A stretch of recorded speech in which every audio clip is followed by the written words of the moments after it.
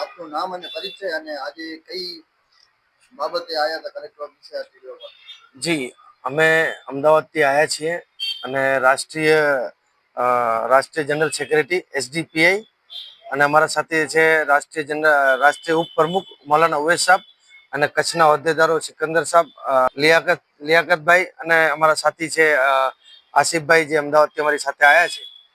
આજે અમે કલેક્ટર કચેરીમાં આવીને કલેક્ટર સાહેબને અમે મુલાકાત કરી અને અમે રજૂઆત કરી કે કચ્છની અંદર અમારા રોશન અલી સંધાણી કચ્છ પ્રમુખ છે, જે ઘણા દિવસોથી ઘણા સમયથી જનતાની અવાજ ઉઠાવે છે. જનતાને કોઈ પણ તકલીફ હોય તો ધીરા તેના પડખે ઉભા રહે છે અને એમની અવાજ ઉઠાવે છે. બીજી વસ્તુ કે કચ્છની અંદર ઘણી બધી ખનીજ માફિયાઓના વિરુદ્ધ પણ એમને ફરિયાદ કરી છે અને સરકારની ચોરી થતા વસ્તુ અટકાવી છે અને એ ખનીજ માફિયાઓ ઉપર પણ કાર્યવાહી પર થઈ છે. પણ આમાં વસ્તુ એ છે કે હવે અત્યારે 7/4/2025 એક એફઆઈઆર કરી છે અંજાર પોલીસે, અંજાર પીઆઈ સાહેબે, અને એ એફઆઈઆર ની અંદર એવું છે કે 27/1/2025 એક અરજી આવી હતી એમને સાહેબને, એટલે 27/1/2025 અરજી આવી અને એફઆઈઆર થઈ 7/4/2025. તો હું સાહેબને એ પૂછવા માંગુ છું કે સાહેબ, આમાં તમે શું કરતા હતા? શું આ જે ભૂમાફિયાઓ છે એમને સપોર્ટ કરવા માટે તમે આવું કામ કરો છો?